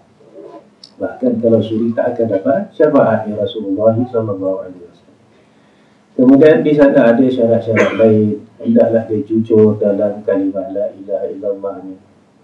Dan antara yang menunjukkan kejujurannya adalah dia melaksanakan rukun-rukun la ilaha illallah, perintah-perintah Allah SWT yang disembah. Jadi dia akan melaksanakan rukun Islam. Dia akan solat, dia akan menjaga solatnya, dia akan berzakat, dia akan berpuasa, dia akan haji, dan dia akan melaksanakan banyak lagi perintah-perintah. Sebab itu kata Abu Bakar As-Siddiq radhiyallahu anhu, apabila dikatakan oleh Umar bin Khattab, adakah kau nak perang orang-orang yang mengucapkan la ilaha illallah sebab mereka enggan bayar zakat? Maka Abu Bakar berkata, aku tetap akan perang mereka. Baik, sebab la ilaha illallah ni ada syarat-syaratnya, dan zakat ni adalah syaratnya la ilaha illallah. Baik, demi Allah, kalau mereka enggan bayar apa yang mereka pernah bayar kepada Rasulullah SAW, walaupun satu iqal saja, iqal yang ada tafsirannya, maka aku tetap akan memerangi mereka. Itu fahaman Abu Bakar As-Siddiq radhiyallahu anhu. Dan selepas itu Umar bin Khattab setuju. Dan semua sahabat ketika itu bersetuju dengan kedua mereka. Tak ada seorang pun yang khilaf. Inilah ijma' bahawa la ilaha illallah sahaja tidak mencukupi. Baik. Jadi untuk orang tadi, kalau dia meninggalkan solat dan terdapat khilaf ulama, orang meninggalkan solat dengan sengaja, apakah dia masih Islam lagi ataupun tidak. Dan zahirnya kalau dia tak melakukan solat langsung, tidak puasa, tidak apa semuanya, memang orang ini kafir amal. Jadi dia tidak ada manfaat baginya walaupun mengucapkan la ilaha illallah. Allahu a'lam. Nah, ya untuk selanjutnya kita bacakan dari SMS online dari Nadi di Sungai Panas. Ustaz, dikala kita berdoa saat sujud, apakah boleh membaca Asmaul Husna? Ketika bersujud, bolehkah membaca Asmaul Husna? Setakat baca je? Tidak. Tapi kalau baca dalam konteks memuji Allah Subhanahu Wa Taala dalam zikir yang maknanya ada makna zikir sempurna, baik ataupun dalam doa, lebih-lebih dalam doa disebutkan nama Allah dan kita doa, baik, maka ketika itu boleh saja, bahkan sangat bagus. Sebab kita sedang bertawassul dalam doa kita dengan menyebut nama Allah Subhanahu Wa Taala. Nah. Ya, demikian jawaban Ustaz kepada Bapak Anwarin yang berada di Sungai Panas. Silakan kembali bagi sahabat yang ingin bergabung sama kami, silakan menelpon ke 46106 atau di 467 106, dan juga bisa bertanya melalui SMS online kami dengan mengetik kode KI kemudian spasi nama, alamat dan juga pertanyaannya. Kemudian dikirimkan ke 0856 dan 8410 106. Masih dari SMS online dari Umur Syifa di Tembesi di Batam, dia bertanya, Ustaz, bolehkah bersenandung dengan Asmaul Husna dari awal hingga akhir seperti nasyid-nasyid yang sekarang ini? Apakah mereka mendapatkan pahala, Ustaz?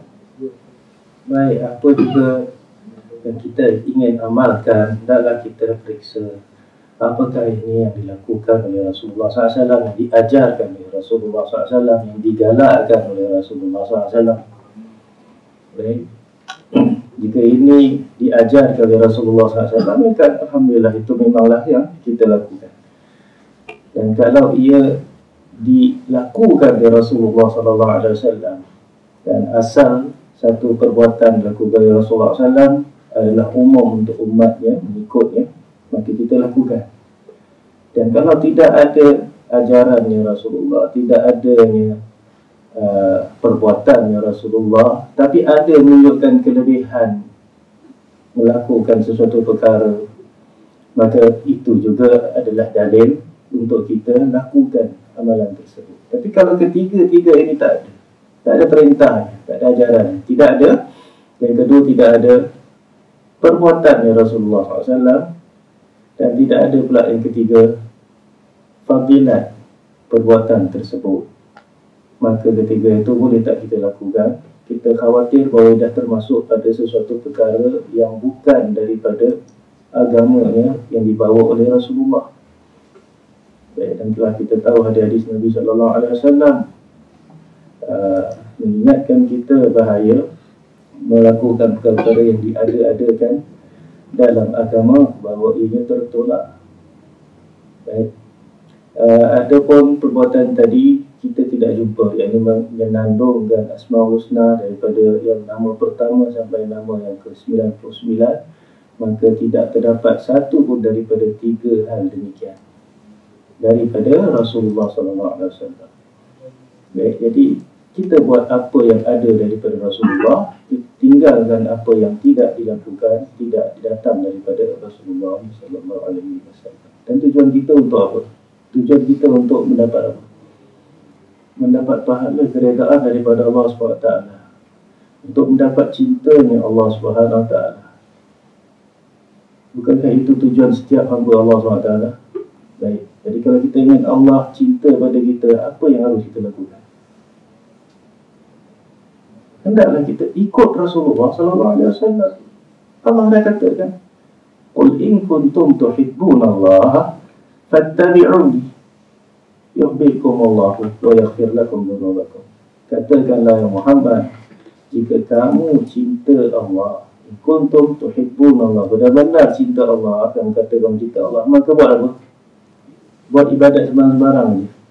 Tak, ikutlah aku, fattabi'uni, ikutlah Rasulullah sallallahu alaihi wasallam. Telah kita terangkan bahawa manusia tak akan kenal Allah, tak akan kenal apa yang Allah suka, apa yang Allah benci, melainkan melalui nubuwah, melainkan melalui Rasulullah. Jadi kita ikut je Rasulullah sallallahu alaihi wasallam. Kita tahu memang ada banyak, ada 99 nama Allah SWT. Tapi bagaimana Nabi sallallahu alaihi wasallam mengamalkannya? Baik. Jadi kita tidak mahu agama kita ni nanti jadi agama nyanyian-nyanyian. Kita mahu agama ni adalah agama hiburan-hiburan. Baik, kita hanya sedap dan seronok bila adanya nyanyian-nyanyian. Itu kita tak mahu. Baik, agama Islam adalah agama jid, agama yang tegas, adalah untuk orang-orang yang berakal, yang ada kesungguhan. Baik, yang sentiasa ingin berkorban untuk Allah Subhanahu Wa Taala, bukan untuk orang-orang yang suka hiburan. Baik, itu bukan daripada agama Islam. Hiburan ada tempat. Hiburan adalah sesuatu yang mubah. Dia bukan satu ibadat pun. Kalau seorang tu dalam dunia ni tak pernah berhibur langsung pun, dia tak akan berdosa. Dosa kan kalau tak pernah nak berhibur? Tak dosa. Tapi dibenarkan untuk dia berhibur sekali-sekala pada waktu-waktu yang boleh dia berhibur. Kalau dia nak serius sampai bila-bila pun boleh, tak apa. Baik. Tapi kemudian kita jadikan perkara yang bukan agama, hiburan yang dibolehkan pada waktu-waktu tertentu, kita jadikan dia sebahagian daripada agama. Kita jadikan agama ni hiburan pula. Kita tak akan mahu beribadat melainkan adanya hiburan-hiburan kat dalam. Kita akan hadir majlis yang ada nama ibadat, melainkan kalau dalam majlis itu adanya orang-orang hiburan, adanya artis kat dalamnya, baru kita datang. Baik. Adanya lawak jenaka kat dalamnya, baru kita datang. Adanya pementasan, sketsa itu dan ini, baru kita hadir. Jadi maknanya kita dah jadikan agama ni sebagai hiburan. Dan ini seolah-olah apa yang dilakukan oleh orang-orang kafir. Mereka jadikan huzwa wa la'iba. Mereka panggil, bila kamu panggil pada salat, ittakhadhu huzwa wa la'iba. Mereka jadikan sebagai apa ni, main-mainan, sindir-sindiran. Baik. Lahwal hadis, kata Allah Subhanahu Wa Taala. Kerana yang sia-sia hiburan-hiburan. Jadi kita tidak pernah mendapati Rasulullah SAW beribadat kepada Allah SWT dengan nyanyian. Enggak ada. Allahuakbar. Nah, demikian jawaban saya. Dan untuk saat ini kita terima untuk penelpon yang bergabung. Assalamualaikum. Waalaikumsalam warahmatullahi wabarakatuh. Dengan Bapak siapa dan mana Bapak? Ya. Dengan siapa dan mana Bapak? Yang mama sambungan kami terputus. Ya, silakan kembali untuk bergabung sama kami di line telepon di 468-106 atau di 467-106. Assalamualaikum. Waalaikumsalam. Dengan Bapak siapa dan di mana Bapak? Ini Iwan dari Bengkong, Pak. Ya, Bapak Iwan mohon dikecilkan dulu soal lainnya, Pak. Oke.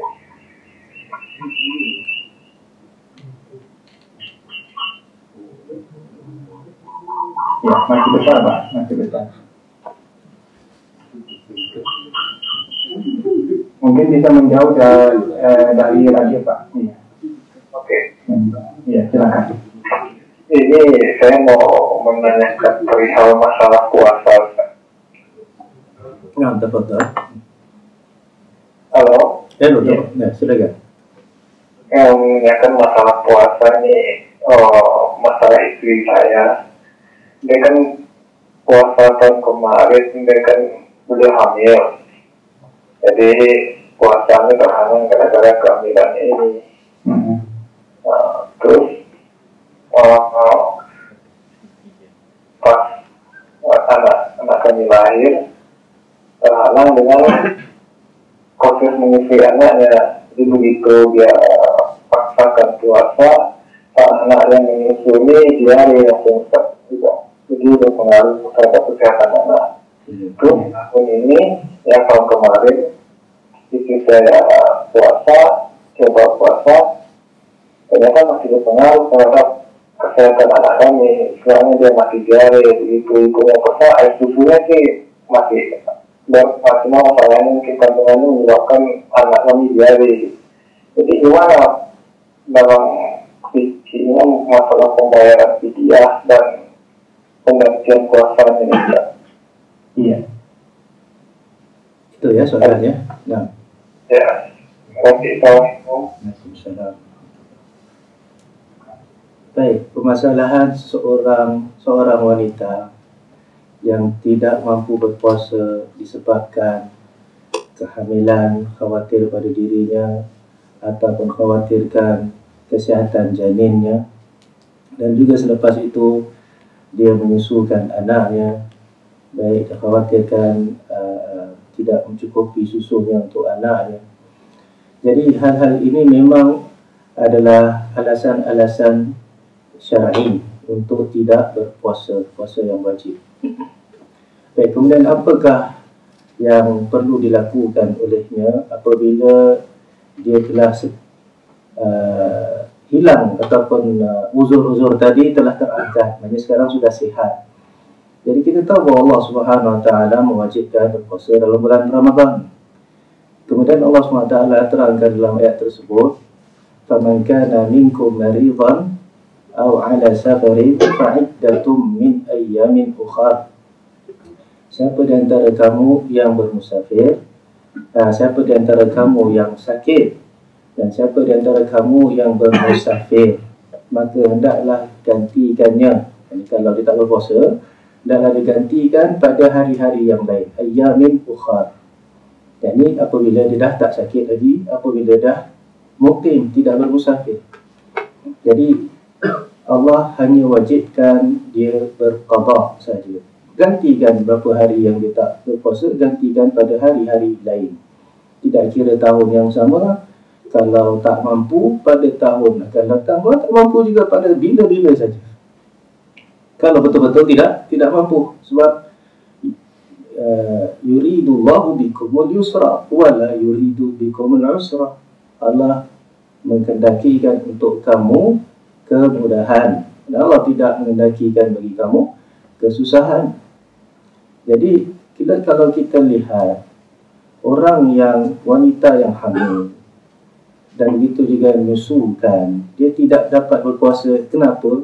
Dia akan jawab sebab takut kesihatan, takut membahayakan kesihatan sama ada dirinya ataupun anaknya atau bakal anaknya. Adapun kalau takut membahayakan dirinya, apakah bezanya dengan orang yang sakit, tak boleh berpuasa, takutkan kesihatan dirinya makin melarat. Jadi seharusnya dia qada sebagaimana seorang yang sakit wajib qada. Itu saja. Tidak ada fidyah sepatutnya. Kemudian bagi orang yang khawatirkan keselamatan janinnya kalau dia hamil, baik, ataupun ketika dia menyusukan takut tak mencukupi susunya, jadi akan memudaratkan pula anaknya, kita katakan ini uzur syar'i. Jadi kali ini bukan untuk dirinya, dia takut kesihatan anak. Jadi kita katakan orang seperti ini adalah seperti seorang yang sihat, yang sedang yang mendengar seorang lain yang meminta pertolongan dalam keadaan cemas, dalam keadaan darurat, seperti dalam kebakaran, rumahnya terbakar, dan dia boleh menyelamatkan orang tersebut dalam rumah itu. Tetapi oleh kerana panasnya, dia perlu apa? Dia perlu minum air. Dan ini adalah dalam bulan Ramadan. Kalau dia tak batalkan puasanya, maka apa yang berlaku? Puasanya tak batal lah. Tetapi apa berlaku? Orang dalam rumah yang terbakar itu akan menjadi mangsa. Jadi apa hukumnya? Wajib tak dia batalkan puasanya? untuk menyelamatkan orang lain, jawabnya wajib. Jadi batalkan puasanya, minum air, masuk dalam tolong, ataupun lepas masuk dalam tolong panas, dia nak minum air, minum air. Jadi ketika ini, apakah yang wajib orang yang batalkan puasa ini lakukan? Adakah dia wajib bayar fidyah ataupun digantikan pada hari lain? Qada, dia qada pada hari lain. Apa bezanya dengan seorang wanita yang khawatir kesihatan janinnya, orang nyusulkan khawatir kesihatan anaknya, jadi dibuat kerana orang lain, dimaafkan, kemudian dia hanya wajib qada. Dan inilah fatwa Syekh bin Baz rahimahullah ta'ala, Syekh Utsaimin rahimahullah ta'ala. Walaupun mereka adalah orang yang paling tahu tentang apa yang diriwayatkan daripada sahabat-sahabat.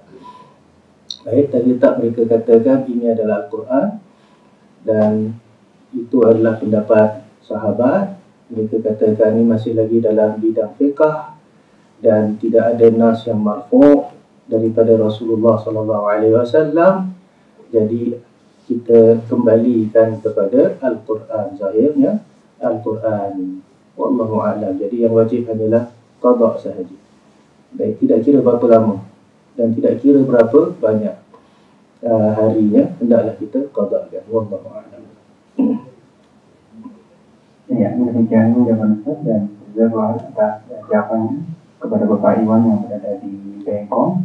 Kemudian kami akan berikan pertanyaan dari jemaah yang ada di masjid.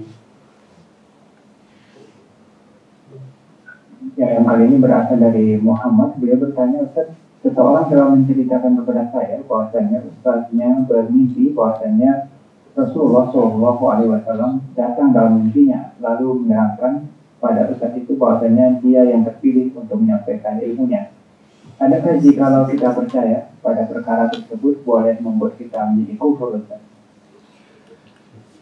Baik, sebelum itu ia adalah datang daripada mimpi seseorang, ya, walaupun dia seorang yang digelar Ustaz. Kemudian kandungan mimpinya adalah dia bertemu dengan Nabi SAW. Baik, jadi kita katakan dalilnya adalah mimpi. Dan mimpi ini tidak boleh menjadi apa-apa dalil bahawa kita beramal dengan mimpi tersebut, melainkan kita seorang Nabi lah. Mimpi Nabi itu adalah wahyu. Adapun mimpi kita bukan wahyu, ia mungkin adalah permainan syaitan. Cuma syubhat di sini adalah dia bermimpi bukan jumpa sebarang orang, tapi bermimpi jumpa seorang Nabi, jumpa Nabi Muhammad SAW.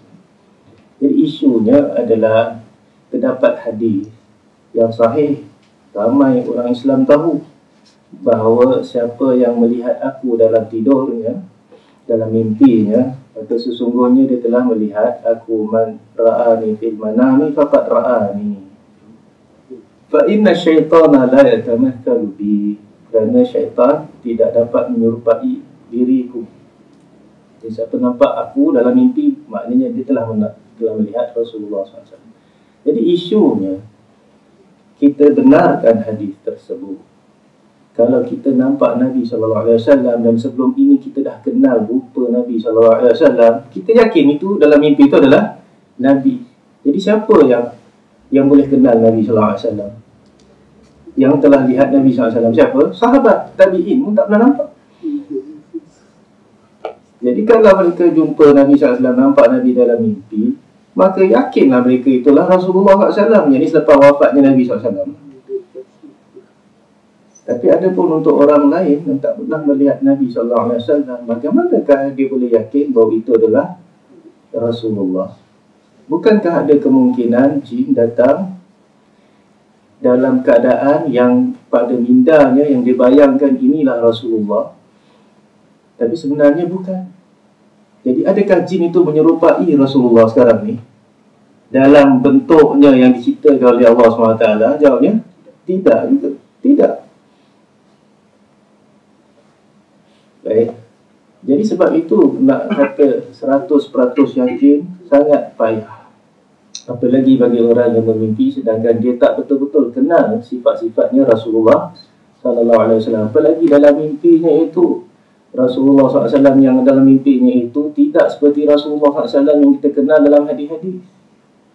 Baik, bagaimana badannya? Badannya tinggi lampai, lepas tu jubahnya tutup kaki. Ini bukan Rasulullah SAW. Dia kata,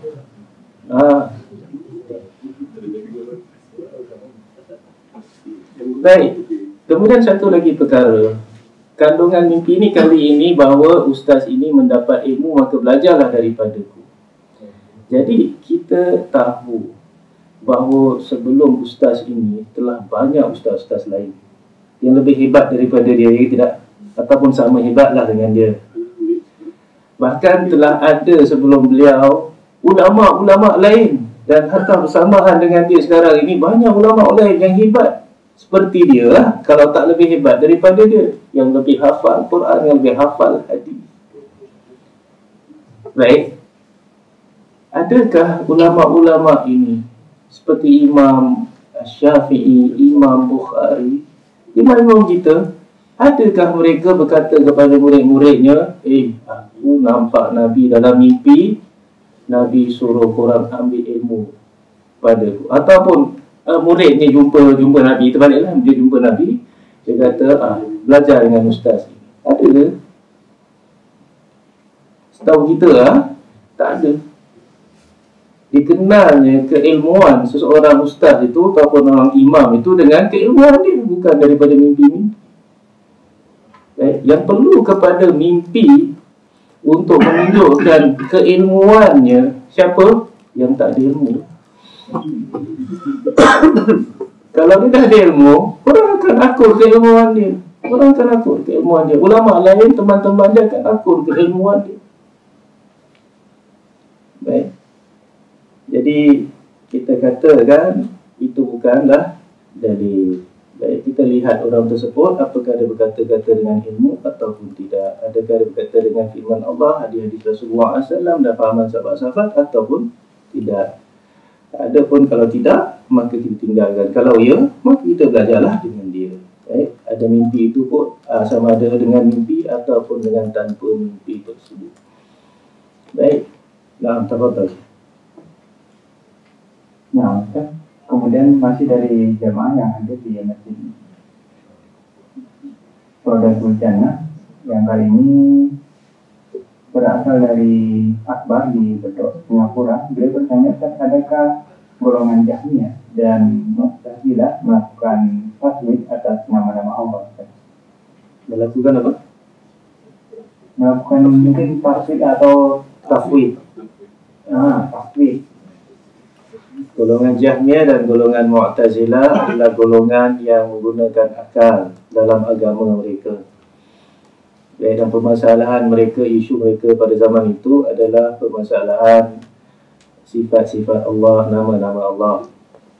Baik, apa yang kita tahu daripada golongan Mu'tazilah dan Jahmiyah, mereka mendakwa bahawa akal lah asas dan dasar apa juga yang ada dalam Al-Quran atau dalam hadis yang sahih, walaupun mutawatir sekalipun, hendaklah dibandingkan dengan akal. Kalau ia diterima oleh akal, maka kita terima. Kalau tidak diterima oleh akal, hendaklah kita tolak.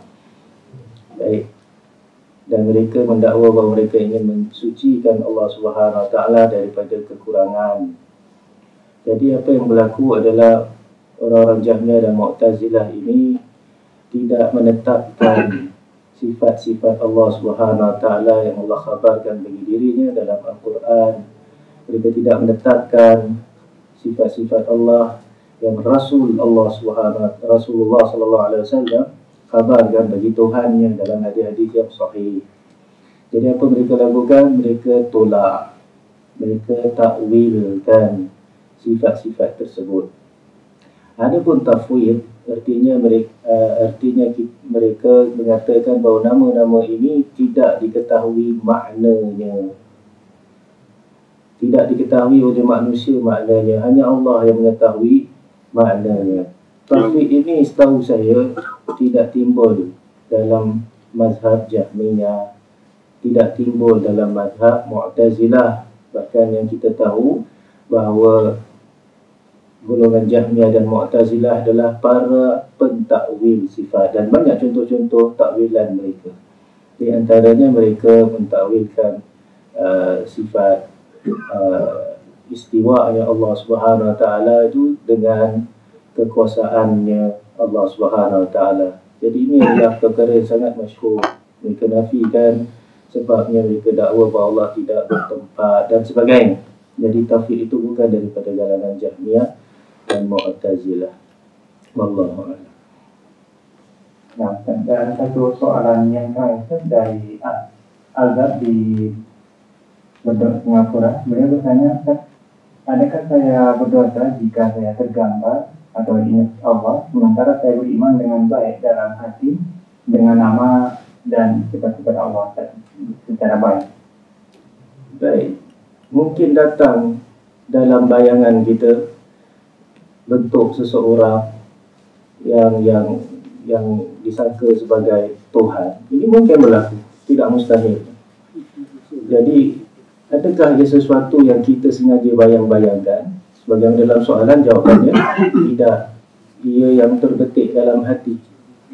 Zahirnya datang daripada syaitan ataupun apa-apa juga bayangan kita daripada diri kita. Jadi sesuatu yang di luar kemampuan kita ini tidak dihukum oleh Allah SWT. Allah telah berfirman, Rabbana la tu'akhidna in nasina aw akhtana Rabbana wa la tahmil alaina isran kama hamaltahu 'alal ladzina min qablina, hingga seterusnya, bahawa kita tidak dihukum dalam sesuatu yang kita lupa ataupun kita salah, dan jangan kita minta pada Allah jangan dibeban kita sesuatu yang dibebankan yang kita tidak mampu, dan seterusnya. Dan dalam ayat sebelumnya Allah telah menerangkan bahawa jika kamu tunjukkan apa dalam diri kamu atau kamu sembunyikan akan dihukum oleh Allah Subhanahu Wa Taala, dan akhirnya dimansuhkan bahawa Allah SWT tak akan hukum seseorang tu melainkan apa yang dia kerjakan. Laha ma kasabat wa 'alaiha maktasabat. Baginya apa kebaikan yang dia lakukan dan dia akan dapat hukuman terhadap apa yang kejahatan yang dia lakukan. Adapun yang dalam hati ini, yang di luar kemampuannya itu, selagi dia tak amalkan, selagi dia tak ucapkan, hanya bayangan-bayangan seperti tadi, maka ini tidak mengapa. Cuma kita mesti usahakan. Kita yakin bahawa apa juga gambaran itu semua bukan Allah Subhanahu Wa Taala. Tak ada sesuatu yang menyerupai Allah. Laisa kamitslihi syai'. Tak ada sesuatu yang menyerupai Allah Subhanahu Wa Taala. Dan kita buang kita katakan bayangan-bayangan ini yang kita banyakkan baca Quran, kita banyak menuntut ilmu, dan kita akan kenal Allah Subhanahu Wa Taala. Baik. Ya, mungkin untuk pertanyaan ini merupakan pertanyaan yang terakhir. Mungkin ada sebagai kata-kata yang terakhir sebagai penutupan untuk kajian kita pada saat ini. Baik, jadi kita telah sempat membaca beberapa hal daripada pembahasan Asmaul Husna, dan juga telah kita berusaha untuk menjawab beberapa soalan. Terima kasih kepada yang bertanya. Semoga Allah menambahkan lagi ilmu kita, dan semoga Allah menerima amalan-amalan baik kita, dan semoga apa yang kita dengar ini merupakan ilmu yang bermanfaat, dan usaha kita menuntut ilmu ini memberatkan timbangan kita, timbangan hasanat kita di hari kiamat kelak. Aku qouli hadza subhanakallahumma wa bihamdika asyhadu an la ilaha illa anta astaghfiruka wa atubu ilaik. Sallallahu ala nabiyyina Muhammad.